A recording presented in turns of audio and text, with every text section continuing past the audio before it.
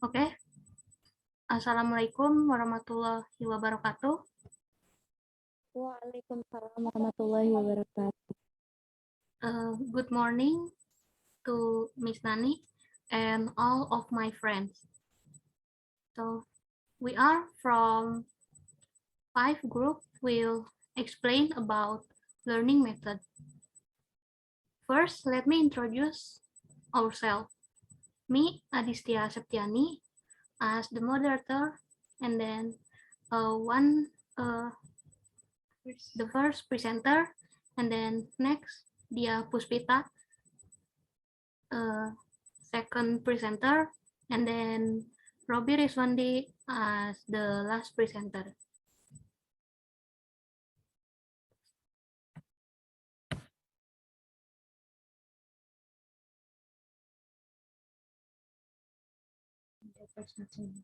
So I will explain the first material.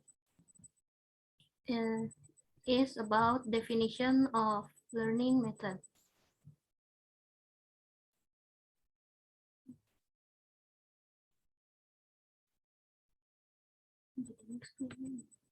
Nah.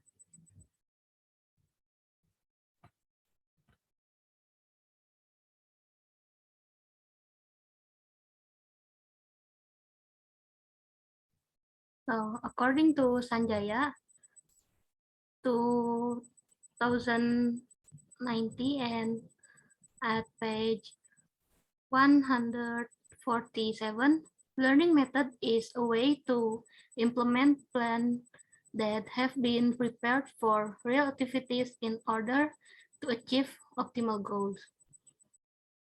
So, according to the next is according to Amri in 2013, page 130,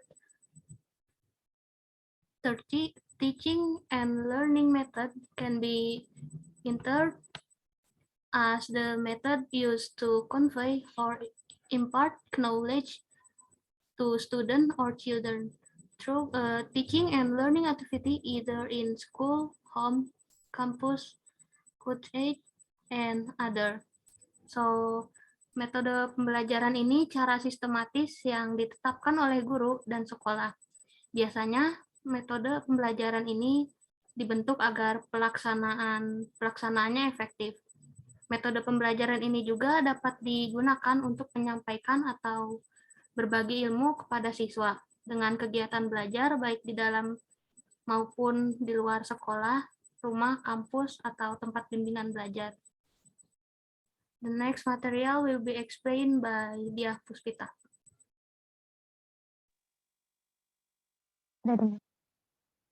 Okay, I will explain about the next material. It is the type of learning method.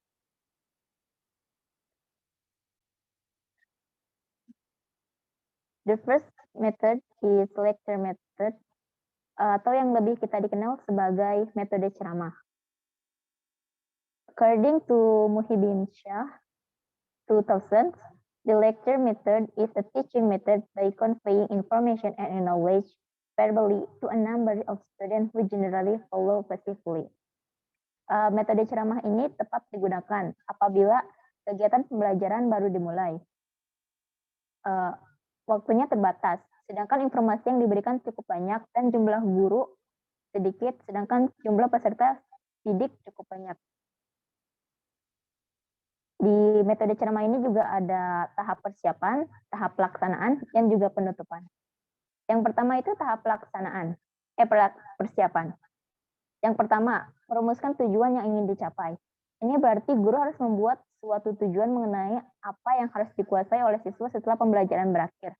Apakah tentang listening-nya, speaking-nya, writing-nya, atau reading-nya. Yang kedua, menentukan pokok-pokok materi yang akan diceramahkan. Kemudian yang ketiga itu mempersiapkan alat bantu.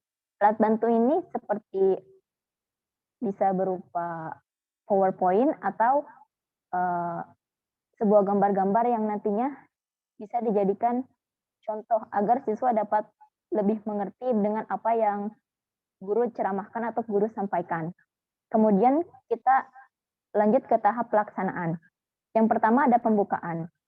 Di sini guru membahas ulang atau menghubungkan materi pelajaran yang sebelumnya sudah dijelaskan dengan materi yang nanti akan dibahas. Seperti mengingat-ingat ulang.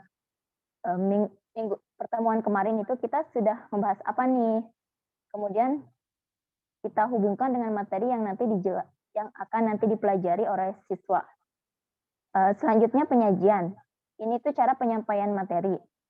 Yang pertama, sebisa mungkin melakukan kontak mata dengan siswa. Ini bertujuan agar siswa tetap fokus kepada gurunya, jadi pikirannya tidak kemana-mana dan tetap mendengarkan apa yang disampaikan.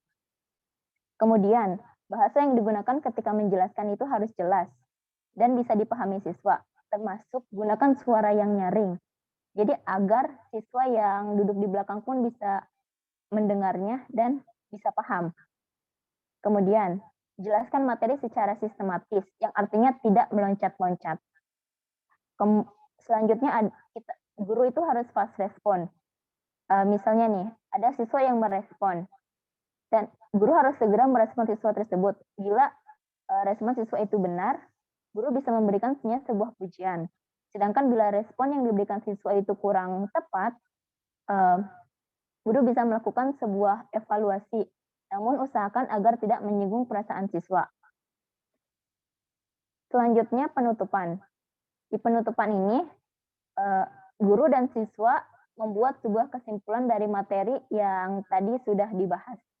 Lalu kemudian melakukan evaluasi yang nantinya mungkin bisa berguna untuk memperbaiki apa-apa saja yang kurang dalam kegiatan hari ini. Selanjutnya, ke advantages and disadvantages. Ini kelebihan dan kekurangan dari metode ceramah. Yang pertama, kelebihannya itu lectures can present a wider range of subject matter. The second one, class situation under control. The third one, lectures can provide material points that need to be highlighted. Sedangkan untuk kekurangannya, boring. Metode ceramah ini pasti sedikit membosankan ya bagi siswa, karena siswa itu diharuskan untuk terus-menerus mendengarkan penjelasan guru. Jadi mau tidak mau mereka pasti akan merasa bosan, jenuh, atau bahkan mengantuk.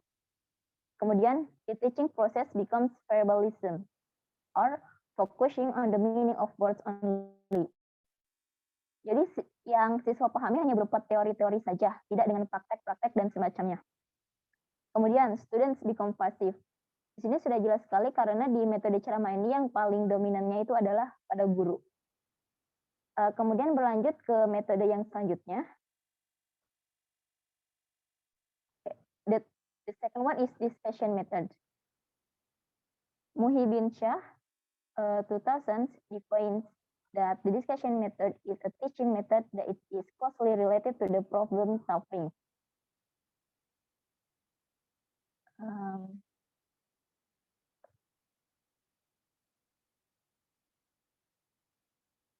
Nah, kemudian discussion method ini adalah sebuah metode pembelajaran di mana student dihadapkan pada sebuah masalah yang nantinya bisa diselesaikan dengan cara berdiskusi. Nah, tujuan dari metode ini adalah untuk memecahkan suatu permasalahan, seperti menjawab pertanyaan, menambah, dan memahami pengetahuan siswa, serta untuk membuat suatu keputusan. Kemudian di metode diskusi ini ada beberapa jenisnya. Yang pertama, diskusi kelas. Ini meliputi anggotanya itu seluruh anggota kelas siswa. Kemudian diskusi kelompok kecil. Di sini para siswa di dalam kelas dibagi menjadi beberapa kelompok. Kemudian mereka diharuskan pada suatu permasalahan dan diharuskan untuk melakukan diskusi. Yang ketiga, simposium dan diskusi panel. Kemudian ke langkah-langkah melakukannya. Yang pertama ada tahap persiapan. Seperti metode ceramah, yang pertama harus dilakukan itu merumuskan tujuan yang ingin dicapainya. Kemudian menentukan jenis diskusi yang dapat dilaksanakan sesuai dengan tujuan yang ingin dicapai. Menetapkan masalah yang akan dibahas. Nah, Masalah yang akan dibahas ini harus sesuai dengan tujuan yang tadi sudah dibuat. Kemudian, mempersiapkan segala sesuatu yang berhubungan dengan teknis pelaksanaan diskusi, seperti mempersiapkan ruang kelas, fasilitator, moderator yang nantinya akan membantu dalam melakukan diskusi, dan sebagainya. Lanjut ke tahap pelaksanaan, yang pertama, guru harus memeriksa terlebih dahulu segala persiapan yang nantinya menentukan keberhasilan dari diskusi ini. Kemudian, guru memberikan pengarahan. Pertama, apa yang harus dilakukan dalam melakukan diskusi ini. Kemudian, melaksanakan diskusi dengan aturan yang telah ditetapkan. Selanjutnya, memberikan kesempatan yang sama pada peserta diskusi. Ini seperti guru harus berlaku adil. Misalnya, ada kelompok ini yang memberikan opini seperti ini. Kemudian guru juga harus memberikan kesempatan kepada kelompok lain untuk memberikan opini mereka. Yang kelima itu mengendalikan pembicaraan kepada pokok persoalan yang sedang dibahas. Kemudian kepada penutupannya, seperti tadi, di akhir itu harus membuat kesimpulan dari masalah yang tadi sudah didiskusikan, kemudian melakukan mereview ulang. Selanjutnya ada kelebihan dan kekurangannya. The first one, makes students to become more creative. Next, familiarize students to exchange ideas in solving problems. Trains to express opinions verbally and respect other people's opinions. And the disadvantage are the conversation is controlled by students who are good at speaking. Ini berarti yang lebih menonjol itu para siswa yang pandai berbicara gitu, sedangkan yang biasanya pendiam pasti akan menjadi lebih pasif. Mungkin bisa karena malu atau merasa terintimidasi oleh yang lainnya. Next, discussion extend atau goes off topic. Tidak jarang dalam melakukan diskusi itu pasti topiknya bakal melenceng kemana-mana. Jadi tidak hanya fokus pada topik yang didiskusikan itu. Kemudian, it takes a long time, even over time. Metode diskusi ini pasti akan membutuhkan waktu yang lama karena dibutuhkan berpikir, kemudian untuk mencari sebuah solusinya itu pasti membutuhkan juga cukup waktu yang lama. And the next, arguing because of different opinions. Ini sebaiknya harus dihindari ya, karena walaupun berbeda pendapat, tapi dalam melakukan diskusi itu pasti harus akhirnya ditetapkan pada satu keputusan yang nantinya harus mau tidak mau harus disetujui oleh semua kelompok. The next, demonstration method atau metode demonstrasi. According to Shefal Bahari Zamarah 2000, the demonstration method is a method used to show a process or the working of an object related to the subject matter.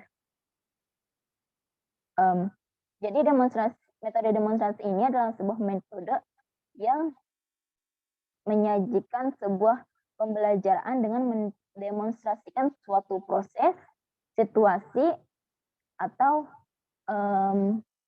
objek yang palsu seperti itu, seperti berpura-pura akan sesuatu. Metode demonstrasi ini tepat digunakan dalam pembelajaran apabila materi pelajaran berbentuk keterampilan gerak psikomotor atau melakukan sesuatu keterampilan atau melakukan prosedur melaksanakan sesuatu kegiatan. Kemudian lanjut ke langkah-langkahnya. Yang pertama ada persiapan juga. Persiapannya juga sama seperti sebelumnya, seperti merumuskan tujuan, mempersiapkan langkah-langkah demonstrasi, dan lakukan uji coba demonstrasi segala alat yang diperlukan. Kemudian pembukaan. Aturlah tempat duduk. Nah, pastikan tempat duduk ini itu bisa terlihat oleh semua siswa. Jadi siswa dapat melihat apa yang nantinya akan didemonstrasikan. Kemudian, kemukakan tujuan apa yang harus dicapai oleh siswa. Selanjutnya ada kemukakan tugas-tugas apa yang harus dilakukan oleh siswa.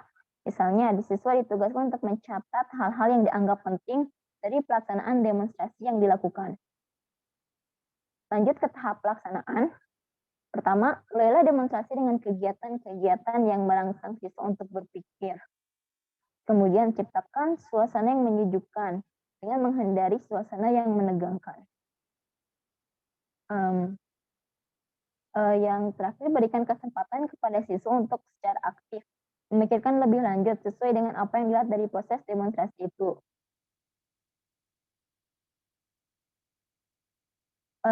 Di tahapan penutupannya, ada dua hal. Yang pertama, memberikan tugas-tugas tertentu yang berkaitan dengan pembelajaran pelaksanaan demonstrasi yang tadi sudah dilakukan. Kemudian melakukan evaluasi bersama-sama tentang jalannya proses demonstrasi itu untuk perbaikan yang selanjutnya. Di metode demonstrasi ini juga ada kelebihan dan kekurangannya juga. Yang pertama, avoid verbalism. Ini menghindari adanya verbalisme. Jadi mereka tidak hanya paham tentang teori, mereka juga akan paham tentang cara prakteknya. Students are easier to understand, the learning process becomes interesting, and can adjust between theory and reality. Sedangkan disadvantages, teacher need special skills. Jadi tidak semua guru bisa melakukan ini. Atau gurunya juga harus pandai-pandai juga dalam melakukan sebuah demonstrasi. The next is lack of facilities and it takes a long time. Next.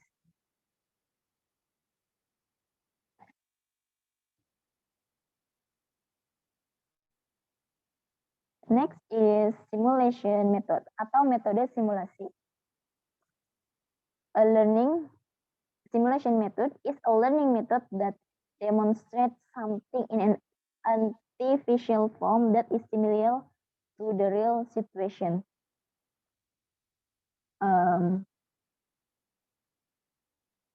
Simulasi ini dapat digunakan sebagai metode mengajar dengan asumsi tidak semua proses pembelajaran dapat dilakukan secara langsung pada objek yang sebenarnya.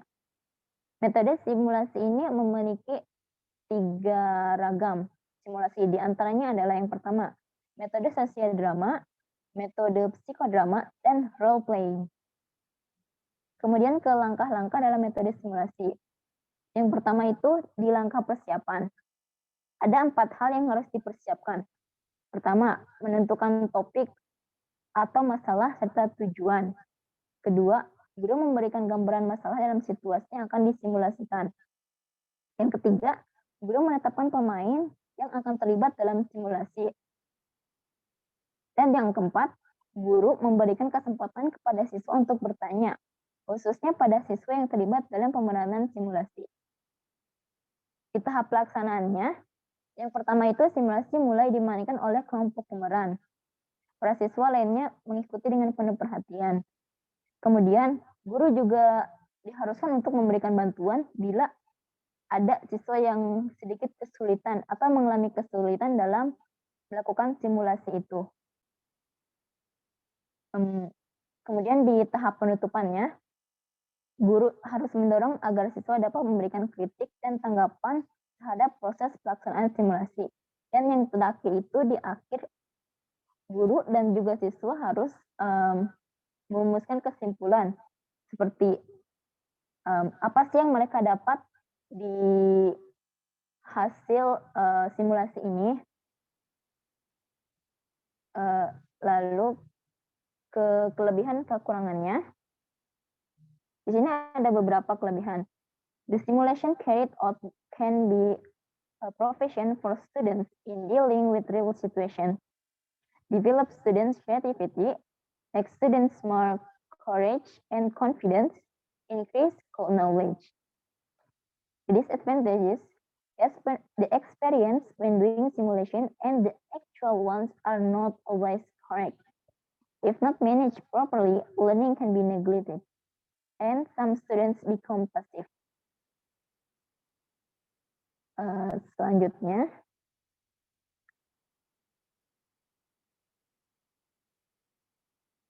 the next one is questions and answer method. The question and answer method is a way of presenting teaching in the form of question that must be answered by students. Question and answer method ini dalam bahasa Indonesianya biasa disebut sebagai metode tanya jawab. Nah, dengan metode ini antara lain dapat dikembangkan beberapa keterampilan. Yang pertama seperti mengamati, menginterpretasi, mengklarifikasi, membuat kesimpulan, menerapkan, dan mengkomunikasikan. Menggunakan metode tanya jawab ini juga dapat memotivasi para siswa agar mereka berani untuk mengemukakan sebuah pertanyaan atau menjawab pertanyaan. Ada beberapa tujuan yang dicapai dari metode tanya jawab ini. Yang pertama, untuk mengetahui sampai sejauh mana sih materi pelajaran yang telah dikuasai siswa. Kemudian, untuk merangsang siswa berpikir. Jadi mereka nantinya diharuskan untuk berpikir kritis.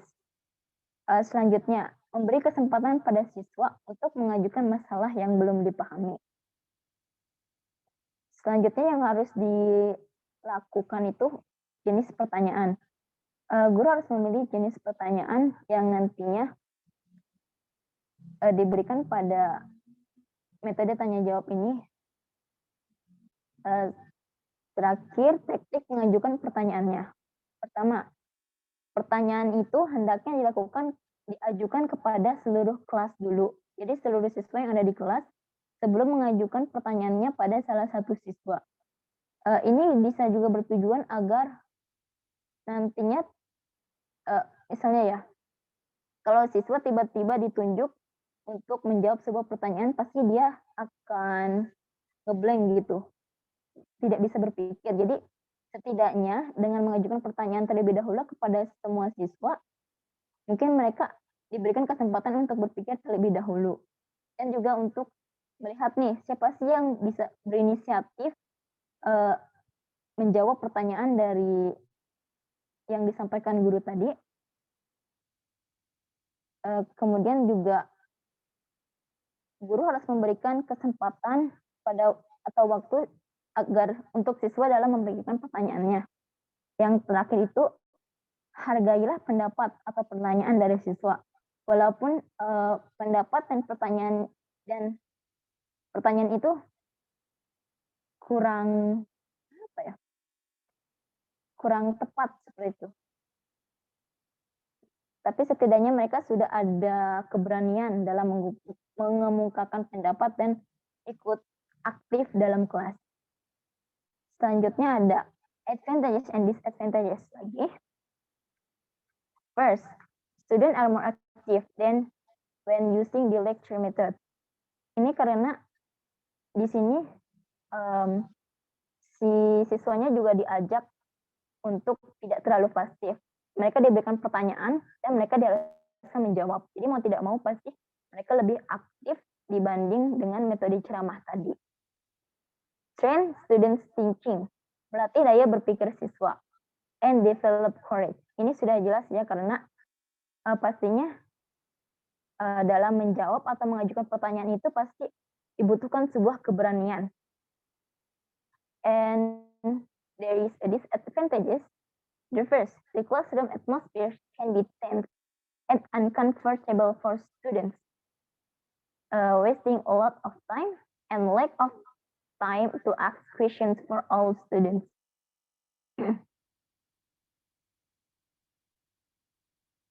Next.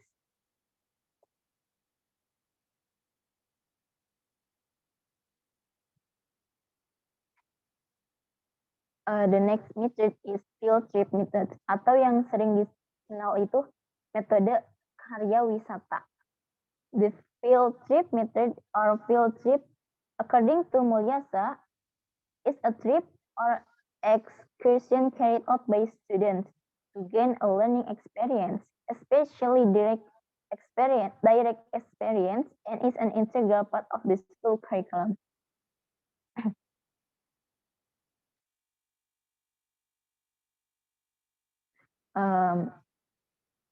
Di field trip method ini ada advantages and disadvantages.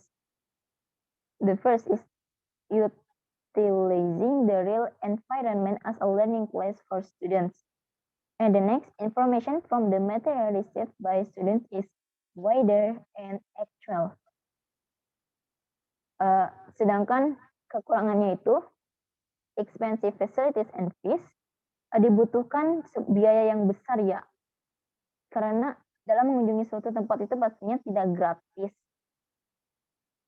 Kemudian request careful preparation and planning, harus terlebih dahulu direncanakan secara matang-matang nih. Jadi agar nantinya bisa berjalan dengan lancar atau tidak tiba-tiba gagal seperti itu. Tiba-tiba kita gak jadi nih kesininya. And the third, ignoring the study element. Nantinya mereka akan lebih fokus kepada karya wisatanya, sehingga lupa kalau ini tuh mereka lagi studi tour. Mereka jadi lebih fokus untuk seperti jalan-jalan lah, menghabiskan waktu seperti itu.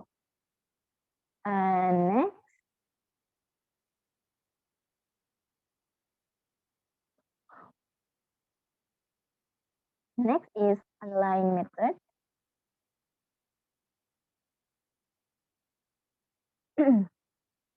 Online learning is explained as learning that takes place completely or partially over the internet. Ini berdasarkan Gilbert 2015. Di metode online ini atau metode daring ya, itu pastinya menggunakan membutuhkan koneksi internet.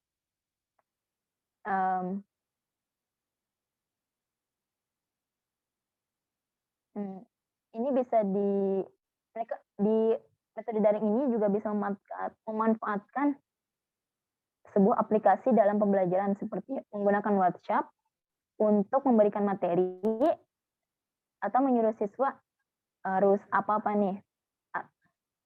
Selanjutnya untuk melakukan face to face secara virtualnya bisa menggunakan aplikasi Zoom. Jadi nanti di sana guru itu mempresentasikan materi pelajarannya sembari melihat wajah-wajah siswanya juga. Selanjutnya ke advantage and disadvantages. Pertama, flexible. Karena ini bisa dilakukan di mana saja ya. Di mana saja asalkan memiliki koneksi internet atau wifi. The second one, easier access because you only need the internet, seperti yang sudah dijelaskan tadi. Beralih ke kekurangannya, first cannot be followed if there is no internet network, lack of socialization and interaction, karena mereka tidak bertemu secara langsung, and difficult to understand the material.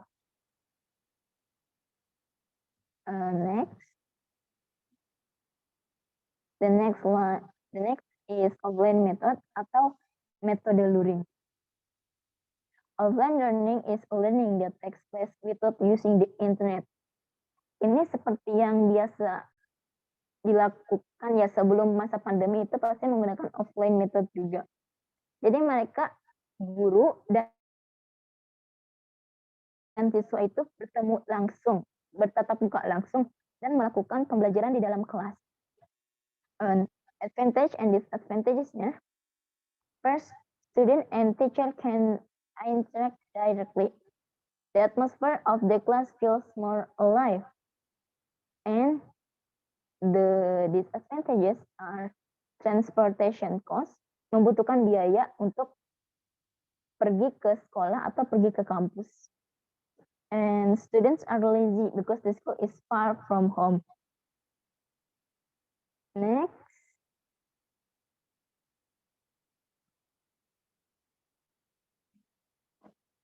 Next is project-based learning. Project-based learning is a learning method in which teachers use projects as learning media to a certain stage.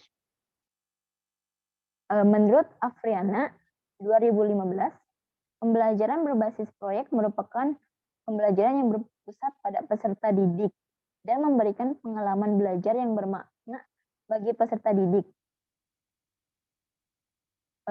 Pengalaman belajar peserta didik maupun konsep dibangun berdasarkan produk yang dihasilkan dalam pembelajaran berbasis proyek ini. Karakteristik project-based learning ini diantaranya yaitu peserta didik dihadapkan pada permasalahan konkret seperti mencari solusi dan mengerjakan proyek dalam tim untuk mengatasi masalah tersebut.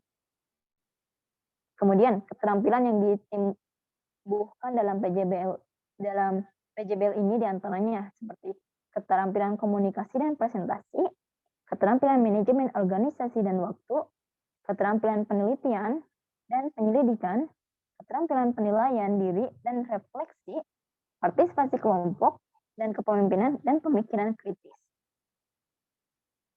Beralih ke advantages and disadvantages. Kelebihannya di sini yang pertama, students become independent. Mereka menjadi mandiri,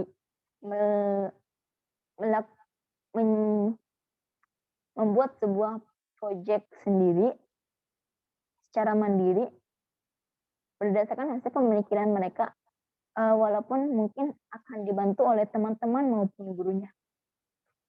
The second one, improve students' ability to socialize and communicate with other students. Mereka bisa berbagi informasi di sini. Jadi secara tidak langsung pasti melatih atau mengembangkan kemampuan bersosialisasi dan berkomunikasi dengan sesama siswa maupun dengan guru mereka sendiri. The disadvantages. The first, learning can be not conducive if it's not accompanied by a teacher. Jadi dalam melakukan PJBL ini dia harus juga didampingi oleh guru yang bertujuan untuk mengawasi dan mungkin bisa memberikan arahan pada siswa yang tidak mengerti. The second one, unproductive students, and the third one, causing confusion between teacher and student. That's all from my presentation, and the next material will be presented by Robi Riswandi. Time is yours. Okay, next we are going to the third material. The third material is learning method selection criteria.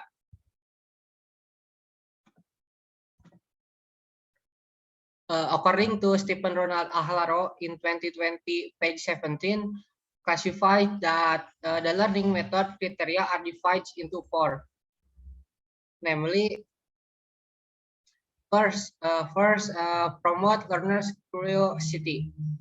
By having the feeling of wanting to know something, a person is encouraged to study a certain reality or phenomenon, and then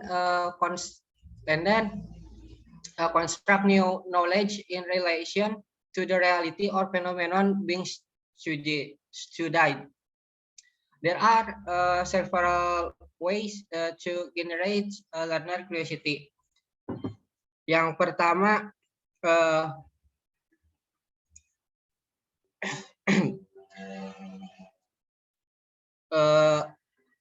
delivering meaningful warming up question, atau mengajukan pertanyaan pengantar yang bermakna. Jadi mengajukan pertanyaan pengantar bermakna merujuk pada upaya untuk mendorong para pembelajar untuk memulai membangun pengetahuan awal tentang topik pembelajaran yang hendak dibahas atau dipelajari. Dipelajari bersama melalui proses pre-idea sharing atau sharing pendapat awal oleh para pembelajar. Pertanyaan-pertanyaan yang diajukan haruslah diformulasikan sedemikian menantang agar para pembelajar tertarik untuk terlibat secara aktif dalam menanggapi pertanyaan yang diberikan. Yang kedua, giving programmed quiz atau memberikan kuis terprogram. Pemberian kuis yang terprogram dapat membangkitkan rasa ingin tahu para pembelajar. Kuis selain diyakini dapat membangkitkan rasa penasaran seseorang, kuis dapat pula menggiring dan melatih seseorang untuk berpikir dan memberikan respon terhadap suatu kondisi tertentu secara kritis. Pemberian kuis terprogram juga dapat melatih para pembelajar untuk mengembangkan keterampilan berpikir kritis mereka. Lalu selanjutnya, providing meaningful curious stories atau menyediakan cerita bermakna yang bertujuan membangkitkan rasa ingin tahu pembelajar. Pada prinsipnya, jika penyajian cerita bermakna dapat dilakukan secara ekspresif, hal ini sesungguhnya akan dapat membangkitkan rasa ingin tahu para pembelajar. Sebagai contoh, para peserta belajar pada level pendidikan dasar cenderung dapat dihipnotis atau dihipnotis oleh seorang pembelajar atau pendongeng melalui cerita yang disajikan oleh sang pembelajar dengan intonasi, cara atau gaya yang menarik. Pada level pendidikan yang lebih tinggi, cerita bahkan juga dapat membangkitkan rasa ingin tahu para pembelajar jika rangkaian cerita yang dibawakan dikonsepkan atau disusun secara menarik dan disajikan dengan cara dan gaya yang menarik pula. Contohnya seperti konsep stand up comedy modern yang merupakan contoh representatif yang menggambarkan betapa kuatnya sebuah cerita jika dikonsepkan dan dibawakan dengan intonasi cara atau gaya yang menarik. Lalu selanjutnya yang terakhir ada providing meaningful case study atau menyediakan studi kasus bermakna bagi para pelajar. Jadi pemberian kesempatan kepada para pembelajar untuk melakukan studi kasus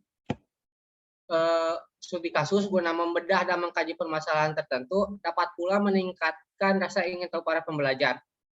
Suatu studi kasus dapat menjadi sebuah proses pembelajaran yang menarik apabila permasalahan yang dikaji berkaitan langsung dengan konteks kehidupan yang nyata yang dialami oleh para pembelajar.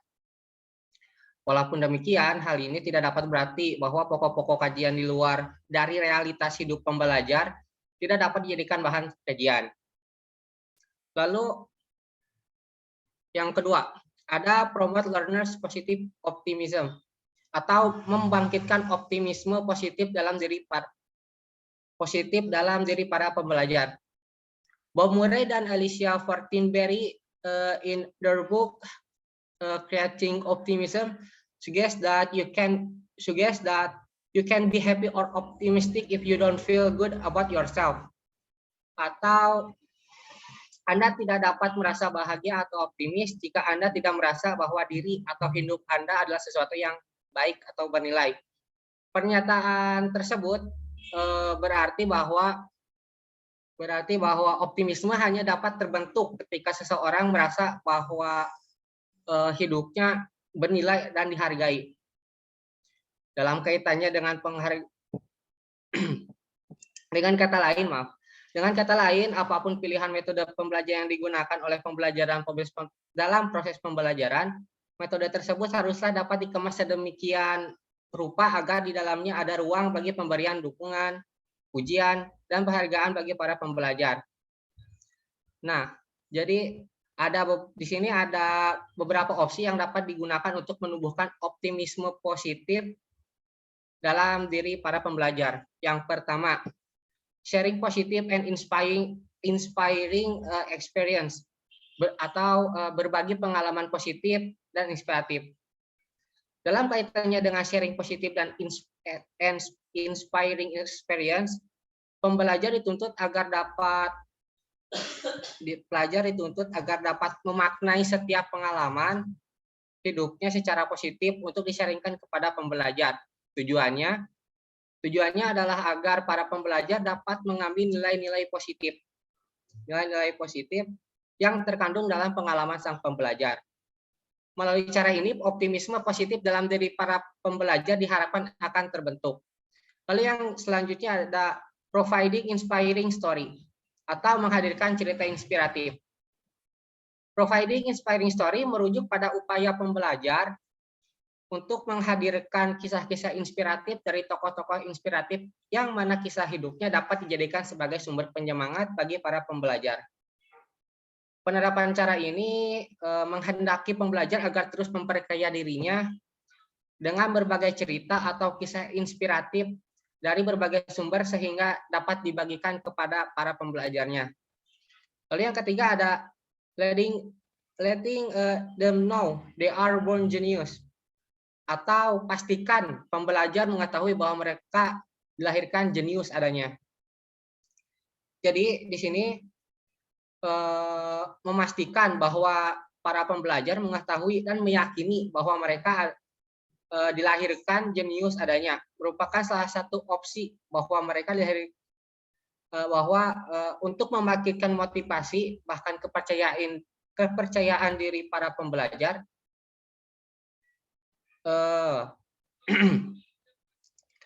Upaya untuk meyakinkan para pembelajar bahwa mereka memiliki potensi kecerdasan mengandaikan bahwa pembelajar memiliki pengetahuan yang komprehensif tentang teori kecerdasan manusia. Artinya bahwa pembelajar wajib memiliki pengetahuan yang lengkap tentang sistem dan cara kerja otak manusia, dan juga tentang fungsi sel-sel otak atau neurologi manusia. Pembelajaran harus mampu menyodorkan fakta-fakta atau contoh konkret yang dapat meyakinkan para pembelajar bahwa mereka memiliki potensi kecerdasan. Jika hal ini dapat dilakukan dalam setiap pembelajaran, maka dapat dipastikan bahwa optimisme positif dalam diri para pembelajar dapat dibentuk dengan mudah. Lalu selanjutnya ada strengthening communication and relationship, atau eratkan komunikasi dan relasi antar pembelajar dengan pembelajar. Pembentukan optimisme positif dalam diri pembelajar dapat pula dilakukan melalui proses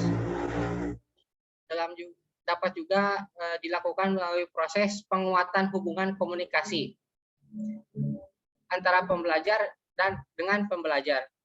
Penguatan hubungan komunikasi antara pembelajar dengan para pembelajar pada dasarnya dapat memberikan dampak positif terhadap pembentukan optimisme positif dalam diri para pembelajar. Dengan terjalinnya relasi komunikasi yang intensif antara pembelajar dengan pembelajar, pembelajar dimungkinkan untuk memberikan masukan atau pandangan konstruktif yang dapat memperkuat optimisme positif dalam diri para pelajar untuk terus memperjuangkan serta merealisasikan cita-citanya.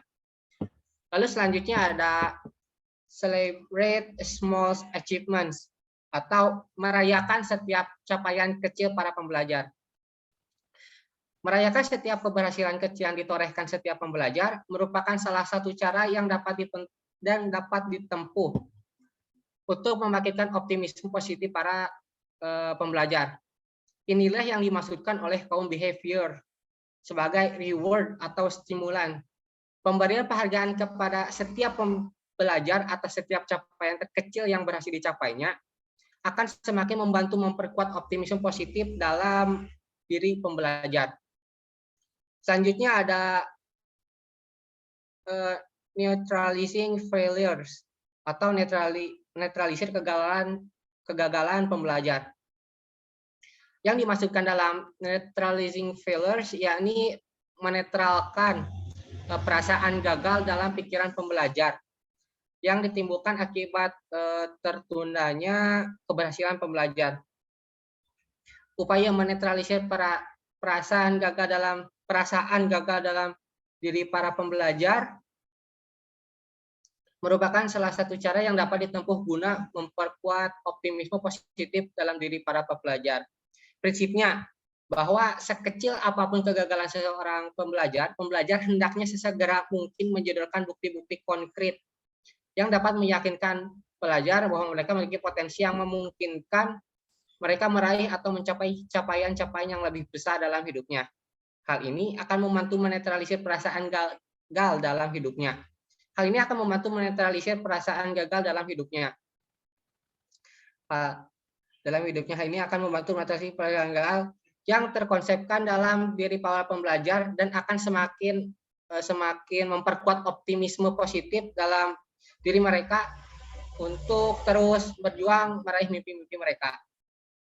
Lalu yang terakhir ada behaving as a good model atau jadilah teladan yang baik.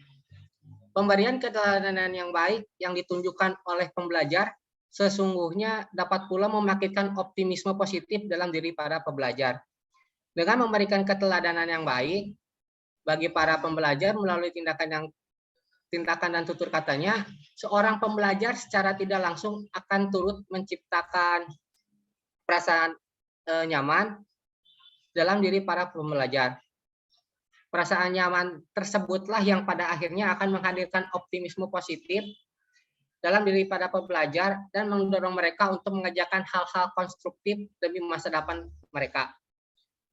Lalu selanjutnya, promote learners creativity atau mendorong perkembangan kreativitas para pembelajar. Dan di sini ada beberapa cara untuk membangkitkan kreativitas seorang siswa. Yang pertama, providing various activity option atau menghadirkan beragam pilihan aktivitas pembelajaran. Menghadirkan beragam aktivitas pembelajaran serta mendorong para pembelajar untuk berpartisipasi secara aktif di dalamnya akan dapat meningkatkan kreativitas para pembelajar dengan menghadirkan aktivitas pembelajaran yang variatif. Pembelajar memungkinkan para pembelajar untuk berpikir dan bertindak kreatif secara proses pembelajaran berlangsung. Sebagai contoh, seorang pembelajar tingkat sekolah dasar yang mengajarkan tentang mengenal keluargaku dapat memulai pembelajarannya dengan menyajikan suatu cerita singkat tentang kehidupan keluarga kecil yang bahagia. Setelah menceritakan tentang cerita tersebut, para pembelajar dapat diminta untuk memberikan tanggapan atau cerita tersebut dengan menggunakan penjelasan sederhana sesuai dengan tingkat kemampuan atau pemahaman mereka. Lalu selanjutnya ada let the learners create solution atau biarkan para pembelajar menciptakan solusi sendiri. Belajar harus dilihat sebagai sebuah proses memformulasikan dan menguji sejauh mana suatu konstruksi solusi dapat diterima dalam tataran rasio. Dalam konteks pemilihan dalam konteks pemikiran, demikian belajar harus menjadi epicentrum gagasan solutif dalam menjawab tanya yang harus dijadikan jawabannya. Hal ini berarti bahwa proses pembelajaran yang dilangsungkan harus memungkinkan para pembelajar untuk berpikir kritis, logis, dan kreatif dalam menyikapi sesuatu situasi atau kondisi tertentu. Melalui proses pembelajaran yang dilaksanakan, para pembelajar hendaknya diberi ruang seluas-luasnya untuk mengamati dan menganalisis secara kritis situasi atau situasi permasalahan-permasalahan tertentu, serta mengonstruksikan atau memformulasikan rumusan solusi-solusi logis dan kreatif atas permasalahan-permasalahan yang dihadapi. Lalu selanjutnya ada encourage the learner to construct their knowledge atau mendorong pembelajar untuk mengkonstruksi pengetahuannya sendiri. Salah satu ciri metode pembelajaran yang baik adalah mampu mendorong pembelajar untuk menciptakan atau membangun pengetahuannya sendiri. Artinya bahwa sebuah metode pembelajaran yang baik harus dapat memberikan ruang seluas-luasnya bagi para peserta didik untuk menganalisis kondisi objek kajian tertentu dan mengkonstruksi suatu pengetahuan baru berdasarkan kajian dan analisis yang dilakukannya. Lalu yang terakhir ada respect and celebrate every single effort, atau menghargai dari setiap usaha yang dilakukan oleh pembelajar. Penerapan metode pembelajaran tertentu harus dilakukan dengan sangat sungguh-sungguh, mengedepankan pemberian atau ruang penghargaan terhadap setiap usaha yang dilakukan seorang pembelajar. Metode pembelajaran yang diterapkan harus mampu menumbuhkan kesan dalam diri setiap pembelajar bahwa setiap usaha atau proses yang dilakukannya dalam rangka mengembangkan kompetensinya sungguh-sungguh dihargai. Penghargaan terhadap usaha yang telah dilakukan oleh masing-masing pembelajar dapat diwujud nyatakan dalam bentuk penegasan keberpihakan pembelajar terhadap setiap usaha atau gagasan yang ditunjukkan oleh setiap pembelajar. Lalu selanjutnya ada effectively applicable. Jadi, learning method refer to a series of methods used in order to help develop students' competencies effectively and successfully. In order to ensure that a learning method can be applied effectively and successfully. Jadi metode pembelajaran merujuk pada serangkaian cara yang dipakai dalam rangka membantu mengembangkan kompetensi pembelajar secara efektif dan berhasil, guna memastikan bahwa suatu metode pembelajaran dapat diterapkan secara efektif dan berhasil. Lalu, maka metode pembelajaran yang digunakan hendaknya juga memenuhi kriteria sebagai berikut. 1. First, suitable with instructional goal characteristic, atau cocok dengan karakteristik tujuan pembelajaran. Pemilihan metode pembelajaran yang baik mutlak dilakukan dengan mempertimbangkan karakteristik tujuan pembelajaran yang ingin dicapai melalui proses pembelajaran yang dilaksanakan. Pemilihan metode pembelajaran yang dilakukan tanpa mempertimbangkan aspek tujuan pembelajaran sangat mungkin akan menggiring pembelajaran pada pengajar menuju kegagalan untuk mencapai suatu tujuan pembelajaran. Sebaliknya, jika pemilihan dan penerapan suatu metode pembelajaran dilakukan dengan mempertimbangkan aspek karakteristik tujuan pembelajaran terlebih dahulu, maka akan sangat mungkin tujuan pembelajaran ingin dicapai dapat tercapai. Sebagai contoh, proses pembelajaran yang bertujuan memberikan pengetahuan dan atau pemahaman kepada para peserta belajar tentang cara mengolah nasi goreng yang enak dan sehat.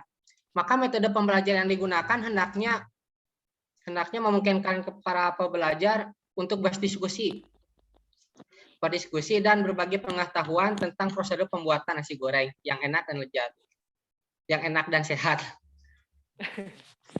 Sebaliknya, jika suatu proses pembelajaran dilakukan dengan tujuan untuk mengembangkan keterampilan pembelajar dalam membuat nasi goreng yang enak dan sehat, maka metode pembelajaran yang diterapkan hendaknya memungkinkan para pembelajar untuk mempraktekkan langsung cara membuat nasi goreng yang enak dan sehat. Singkatnya, metode pembelajaran digunakan untuk disesuaikan dengan tujuan dari suatu proses pembelajaran. Lalu selanjutnya ada suitable with the learner's character. Cocok dengan karakter pembelajar. Pemilihan metode pembelajaran yang dilakukan oleh pembelajar harus dilakukan dengan mengacu pada pertimbangan terkait kecocokan dan kesesuaian metode pembelajaran dengan karakteristik pembelajar. Hal ini penting diperhatikan sebab pemilihan metode pembelajaran yang tidak sesuai dengan karakteristik pembelajar akan berdampak terhadap presentasi pencapaian tujuan pembelajaran. Jika metode pembelajaran yang dipilih tidak sesuai dengan karakteristik pembelajar, maka presentasi capaian tujuan pembelajaran pun akan rendah. Sebaliknya, jika metode pembelajaran yang digunakan sesuai dengan karakteristik pembelajar, maka dapat dipastikan bahwa presentasi persentasi pencapaian tujuan pembelajaran akan semakin tinggi pula. Sebagai contoh, penerapan metode game atau role play pada tingkat pendidikan dasar atau SD sangat mungkin akan lebih berhasil dibandingkan penerapan metode pembelajaran yang sama pada tingkat perguruan tinggi. Demikian halnya penerapan metode diskusi sangat mungkin akan lebih berhasil jika diterapkan di tingkat perguruan tinggi dibandingkan diterapkan di tingkat sekolah dasar. Lalu yang selanjutnya ada suitable with the teacher's character atau cocok dengan karakter pembelajar. Kesesuaian karakteristik pembelajaran dengan metode pembelajaran yang hendak diaplikasikan juga menjadi penentu keberhasilan pelaksanaan pembelajaran. Sebaik-baiknya suatu metode pembelajaran, jika metode tersebut tidak sesuai dengan gaya dan karakteristik pembelajar, maka dapat dipastikan bahwa metode yang hendak diterapkan tidak akan berhasil kelak. Sebagai contoh, seorang pembelajar dengan gaya mengajar yang kaku dan serius tentu tidak akan cocok menerapkan metode pembelajaran game yang lebih menuntut guru agar bersikap lebih rileks dalam menghadirkan pembelajaran yang fun melalui aktivitas game. Demikian halnya pembelajar yang tidak memiliki kemampuan dalam mengatur dan menghidupkan jalannya suatu proses diskusi. Proses diskusi tidak akan cocok menerapkan metode diskusi. Pembelajar memiliki peran penting dan sangat menentukan seberapa baik dan efektif penerapan suatu pembelajaran. Dan dari sisi kompetensi, seorang pembelajar tidak memiliki kecakapan dalam mengaplikasikan metode pembelajaran tertentu, maka kualitas proses dan hasil pembelajaran pun tidak akan mencapai titik maksimal.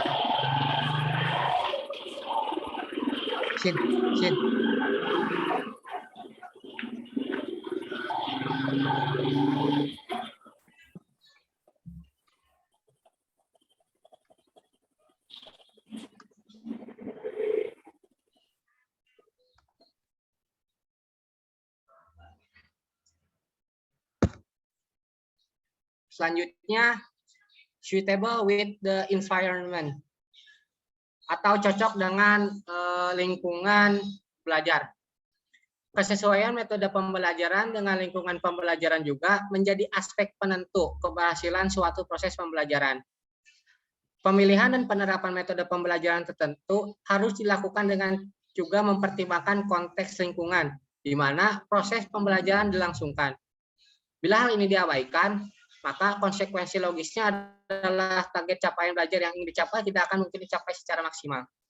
Sebagai contoh, penerapan metode game atau roleplay pada kelas yang sempit namun diisi dengan jumlah siswa yang banyak sangat mungkin tidak akan berlangsung efektif oleh karena terbatasnya ruang gerak bagi para pembelajar untuk bermain. Demikian halnya penerapan metode ceramah pada kelas yang jumlah siswanya banyak dan saling berhimpitan dapat dipastikan tidak akan berjalan efektif. Lalu selanjutnya, so next we are going to move to the next material. The material is learning methods in the 2013 curriculum.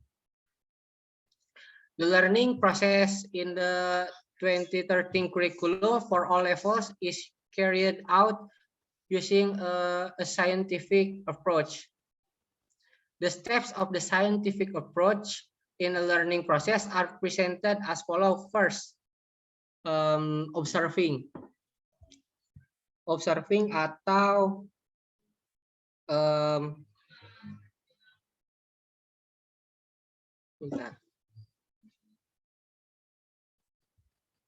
observing.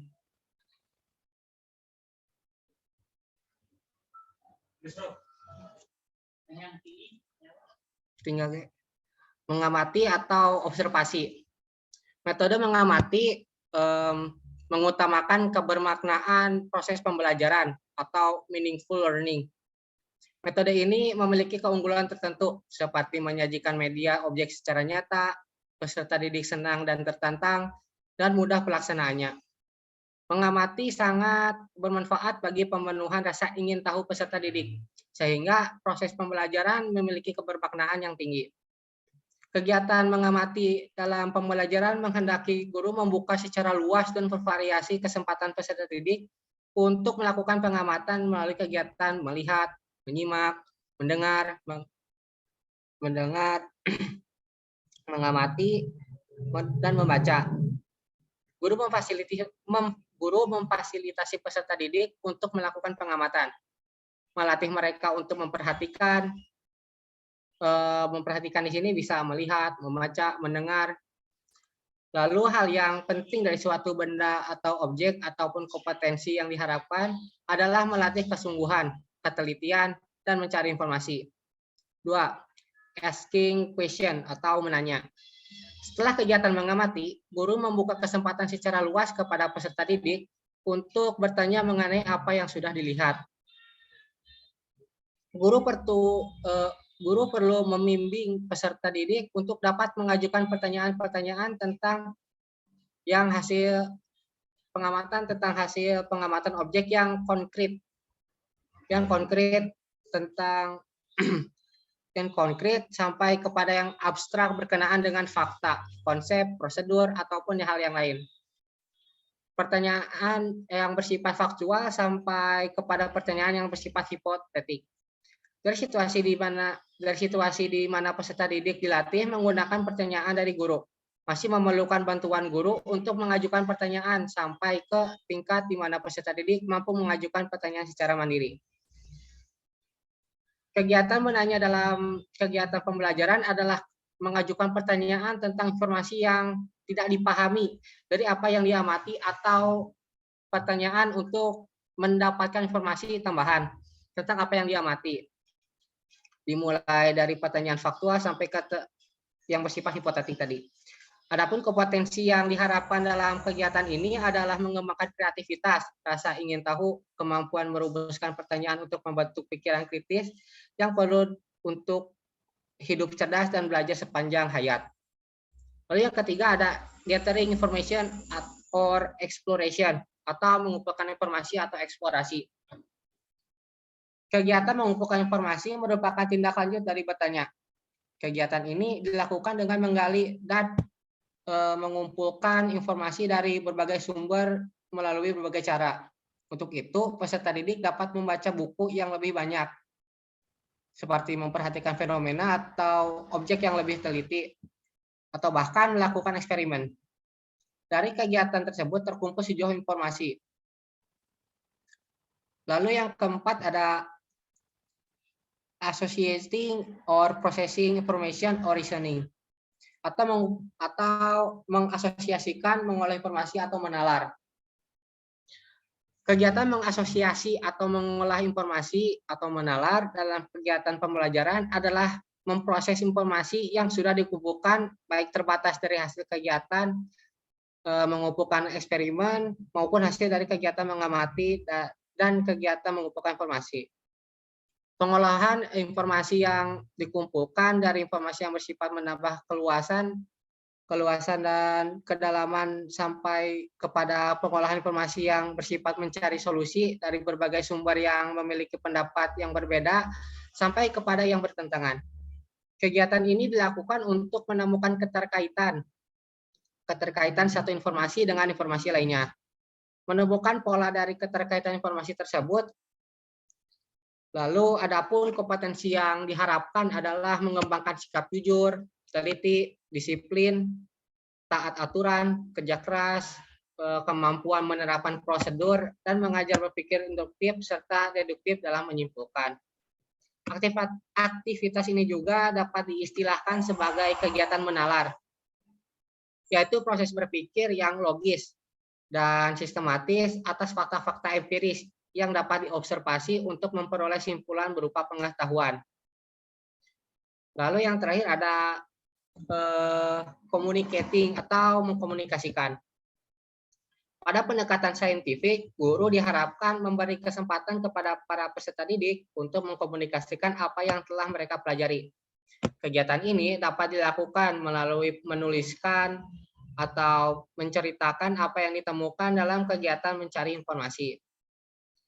Mengasosiasikan dan menemukan pola, hasil tersebut disampaikan di kelas dan dinilai oleh guru sebagai hasil belajar peserta didik atau kelompok peserta didik tersebut.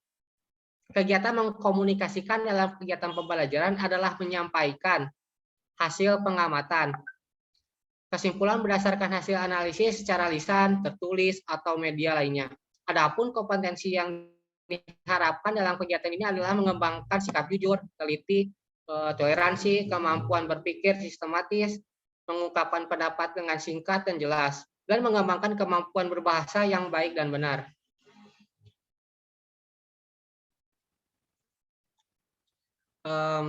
Maybe that's all for us. Now we are going to sesi tanya jawab. Mungkin ada yang ingin bertanya, silahkan. Rapid.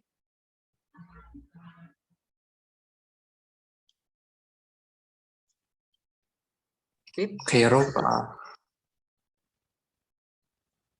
Okay, my name is Rafi from Group 6. I want to ask,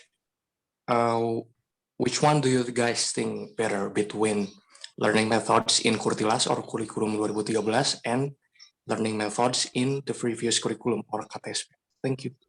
Oh, sip.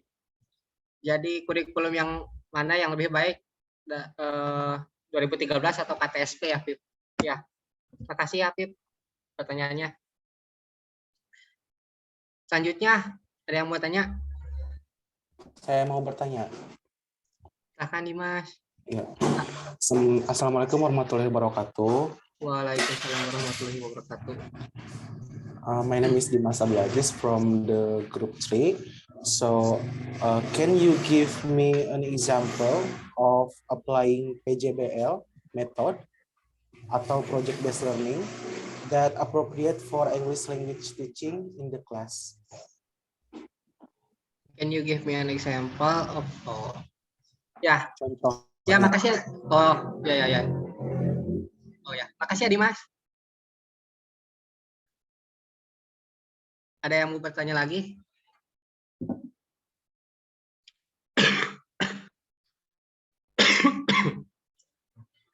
Silakan. My name is Rizka Risnanti. I'm from fourth group. Siapa? I'm still confused for the offline method, ya. Because method is cara guru menyampaikan materi untuk mencapai tujuan, ya. Ya. Terus masih bingung di metode offline itu karena ceramah juga termasuk offline kan, maksudnya tatap muka gitu. Nah, jadi bisa nggak jelaskan perbedaan metode offline dengan metode ceramah kah, atau yang intinya metode yang digunakan di kelas, dan juga bisa mencontohkan pembelajaran menggunakan metode offline. Oh, jadi perbedaannya sama contohin perbedaan itu dua. Ya. Terima kasih. Rizka ya.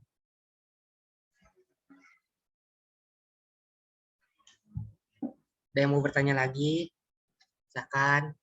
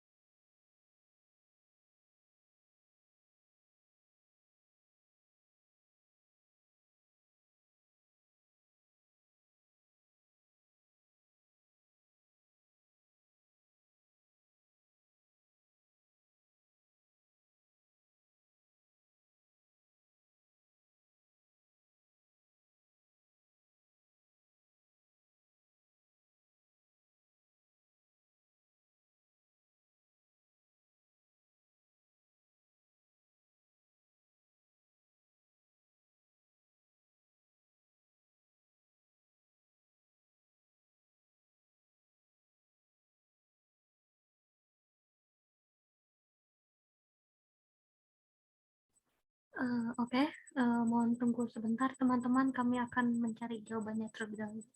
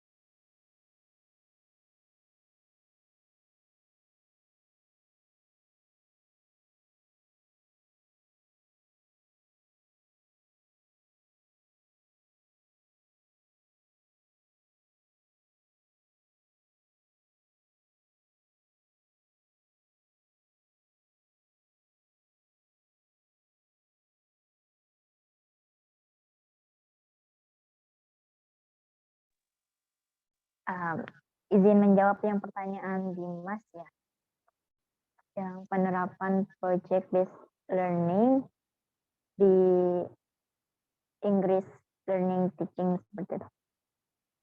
Di sini ada RPP produk kami ya, itu contoh RPP. Nah, ini di mata pelajaran bahasa Inggris untuk kelas 10, yaitu SMP. Dan semester 1. Dengan materi pokok itu teks pemberitahuan, announcement, lisan, dan tulis sederhana. Di sini tuh menggunakan metode project based learning dengan pendekatan scientific approach dan juga dengan teknik tanya jawab. Jadi secara tidak langsung itu di sini eh, akan fokus juga ke skill speaking karena menggunakan teknik itu diskusi serta tanya jawab. Yang pertama itu kan siswa nantinya akan disuruh mengamati. Mereka disuruh seperti mencari sebuah teks tentang pengumuman, dikumpulkan. Setelah itu ke bawah.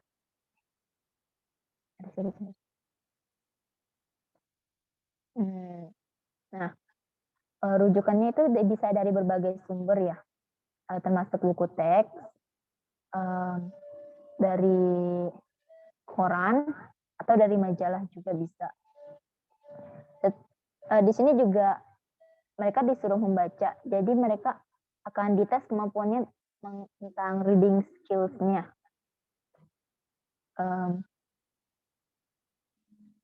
Setelah diamati dan dikumpulkan informasinya, gurunya akan memberikan sebuah bimbingan atau arahan. Nanti si siswa ini akan menanyakan dan mempertanyakan antara lain tentang perbedaan dalam hal fungsi sosial, struktur teks, dan unsur kebahasaan antara teks tulis berbentuk pemberitahuan dalam bahasa Inggris dengan yang dalam bahasa Indonesia.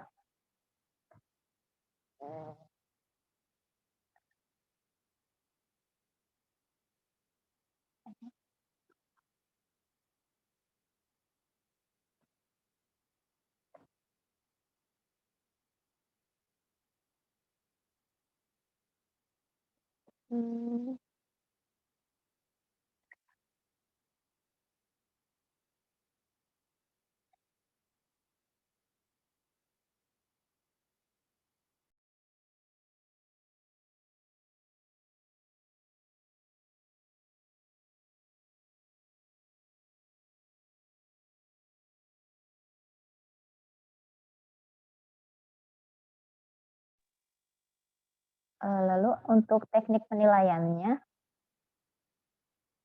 tes tulis dan tes kinerja. Setelah siswa mengamati dan melakukan diskusi tentang teks announcement yang tadi mereka kumpulkan itu, mereka nanti akan disuruh untuk menulisnya. Untuk tes kinerjanya ini, guru bisa dilakukan dengan cara mengobservasi, mengamati apakah siswa ini mengerjakannya dengan serius, apakah dia benar-benar memahaminya, atau bisa hanya ikut-ikutan temennya aja nih. Jadi dia cuman asal jadi aja terimanya.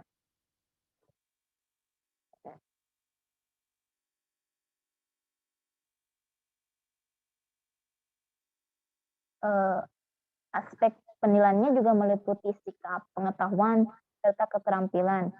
Sikapnya itu penilaian diri pada siswa dan teman-temannya, pengetahuannya tentang apakah mereka sudah paham tentang fungsi sosial, strukturnya, atau perbedaan antara teks announcement yang bahasa Inggris dan bahasa Indonesianya. Kemudian dalam keterampilannya, dalam praktik atau unjuk kerja, apakah mereka sudah bisa bekerja dalam berkelompok, atau walaupun mereka ditugaskan secara berkelompok, tapi mereka malah bekerja secara individual, jadi mementingkan diri sendiri.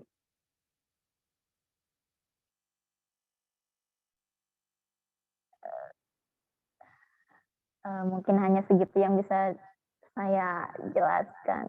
Bagaimana Dimas, apakah sudah dapat dimengerti? Dapat dimengerti dia. Terima kasih.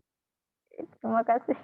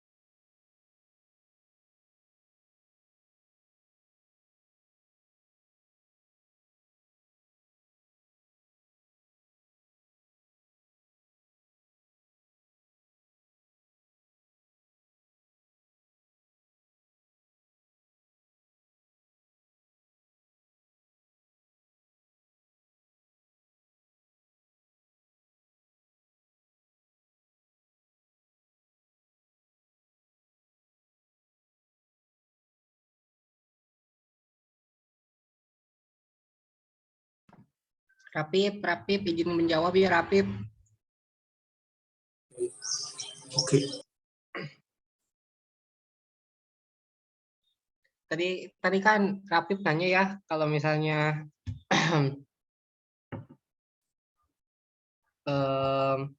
menurut pendapat kita nih ya, kurikulum mana yang lebih bagus dalam metode pembelajaran kurikulum 2013 atau KTSP. Di sini menurut kita yang paling bagus itu di 2013 karena dalam 2013 ini banyak langkah-langkah apa ya? Jadi learning prosesnya itu kayak lebih banyak itu, soalnya ada observasi, ada pertanyaan, ada mencari informasi atau mengeksplorasi. Ya seperti tadi yang udah dijelasin juga, kalau misalnya di 2013 ini banyaklah kelebihannya dibandingkan KTSP tadi. Soalnya kan, bentar.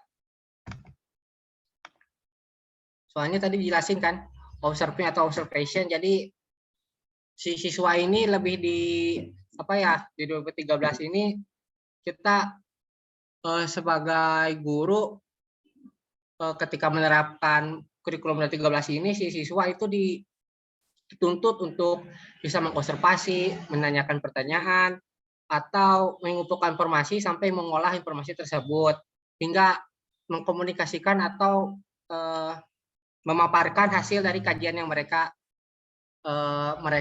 dapatkan atau udah mereka olah. Mungkin itu aja ya Rapip. Jadi kalau disimpulin mah bagusan 2013 gitu. Udah terjawab belum? Oke, ya, makasih Rob udah kejawab. Berarti lebih relevan 2013 ya untuk saat ini. Iya. Oke, makasih. Ya, makasih ya Rapip.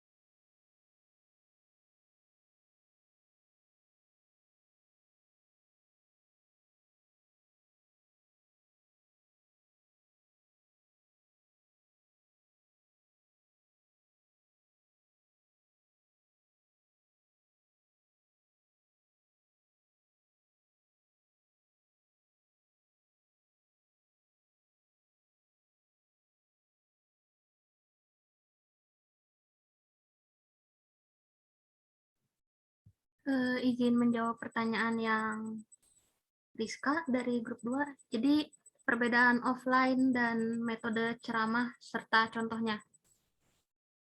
Jadi sebenarnya ya keduanya itu hampir sama, hanya saja sebagai penekanan offline learning method dan atau luring method ini saat diharuskan untuk bertatapan muka secara langsung. Nah, metode ceramah ini jadi ini bisa juga dilakukan secara tidak langsung atau face to face. Bisa saja dilakukan dengan melakukan virtual meeting dan guru melakukan penjelasan mengenai materi lewat metode ceramah. Kemudian offline learning ini juga kan ada setelah COVID-19. Nah, setelah ada online learning method seperti itu,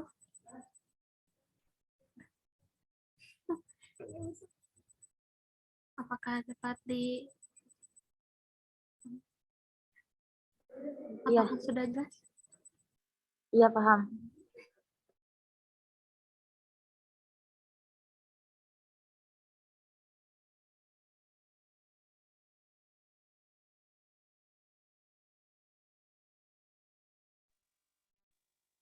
Apakah ada yang ingin ditanyakan lagi?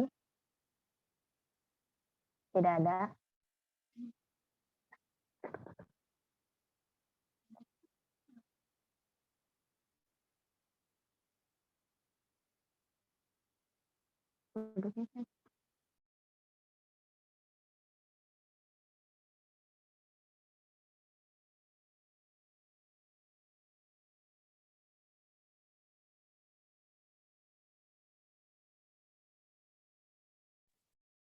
Baik teman-teman, mungkin cukup sekian presentasi dari kami kelompok 5.